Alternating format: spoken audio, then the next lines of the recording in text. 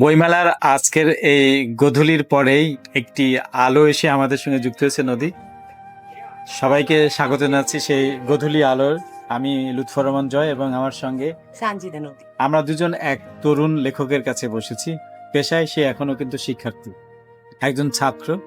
বই নিয়ে এসেছে আমাদের কাছে, ভালোবাসার আবেদনিক অর্থ ভালোবাসি। বাহ, বেশ চমৎকার। এটি তো কবিতার বই। আচ্ছা, আরেকটি বইও তার আছে, একটি অরবিকা উপন্যাস। এই দুটি বই নিয়ে আমরা স্বাগত জানাচ্ছি মেহরাব হোসেন মারুফ। তোমাকে বঙ্গনিউজ বিডিসিতে স্বাগত। আর দর্শক যারা আমাদের সঙ্গে যুক্ত হয়েছেন, আমরা এই দুইটি বইয়ের প্রথম বইয়ে চলে যাচ্ছি তার কাছে। ভালোবাসার আবেদনিক অর্থ ভালোবাসি, আসলে এটা দ্বারা আমরা কি বুঝবো? এই বইটা ব্যাপারটা হচ্ছে এরকম যে ভালোবাসাকে ভেঙে চুরে আমি দেখাচ্ছি এখানে। আচ্ছা, যে মূলত ভালোবাসা কত রকম হতে পারে, কিরকম হতে পারে।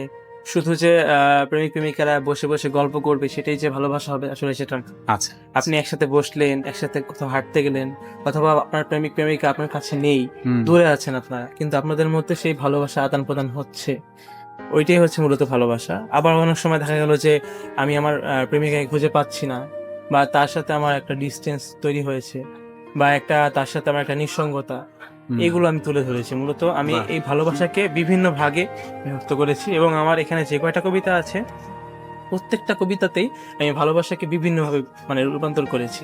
কখনো সেটা বিষণ্ণতা, কখনো সেটা হচ্ছে আপনার একাগ্রতা, কখনো সেটা হচ্ছে আপনার নিঃসঙ্গতা, কখনো আবার প্রেমিক, কখনো আবার রোমান্টিক, কখনো আবার সেটা একটু আধ্যাত্মিক। সবকিছু মিলিয়ে মূলত এই ভালোবাসাকে আমি ভাগ করে এই নামটা দিয়েছি যে ভালোবাসা আবেদনিক অর্থ ভালোবাসি। ভালোবাসার অনেক অর্থ হয়, এটা বলে বোঝানো যাবে না।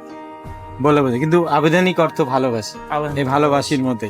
আর এই অরবিকা উপন্যাসের সম্পর্কে আমরা কি বলতে পারি? আচ্ছা, অরবিকাটা আমি একটু মূলত হাতে নেই। এখানে প্রথমে যে লাইনটা লিখেছি যে আমার লেখা গল্পে তুমি এক উপন্যাসের নাম, আমার নতুন গল্প লেখার জন্য শুধু তোমার পিছিয়ে ছুটলাম। মূলত এখানে তুমিটা কে? তুমিটা সবাই ভাবতে পারে যে মূলত অরবিকা।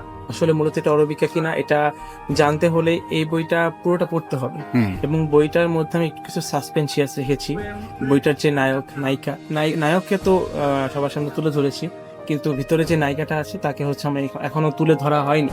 আচ্ছা, সেটা হিডেন আছে, হিডেন আছে, হ্যাঁ, লুকায়িত আছে। আমি চিন্তা করছি যে এই বইটার আমি দ্বিতীয় খণ্ড তৈরি করব, এবং দ্বিতীয় খণ্ডতে আমি অরবিকাকে আনার চেষ্টা করব।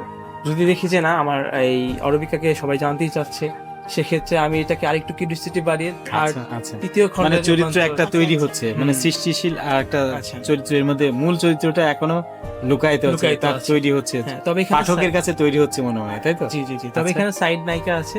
আচ্ছা, সাইড নায়িকা অনেকগুলো আছে, এটা যারা পড়বে তারা বুঝতে পারবে, তারা বুঝতে পারবে। আচ্ছা, আমি একটু বলে নিই, এই বইয়ের তার যে সাইজ, পরিধি খুবই চমৎকার, ভ্যানিটির মধ্যে যেতে পারে এরকম স্মার্ট সাইজের একটি উপন্যাস এসেছে। সে জীবনবোধ নিয়ে মধ্যে কাজ করছে। আমরা এখন ভালোবাসার আবেদনিক অর্থ ভালোবাসি এই বইয়ের থেকে নদীর কাছ থেকে একটি কবিতা শুনে আসি। কতটুকু দূরে তুমি কোথায় আছো বলো, আমি তোমায় কোথায় খুঁজিনি বলো, আমি তোমায় কোথায় খুঁজেছি। কোন এক শীতের মাঝ রামের নিস্তব্ধ কোলাহলে আমি তোমায় কোথায় খুঁজেছি, ক্লান্ত দর্শকের জন্য।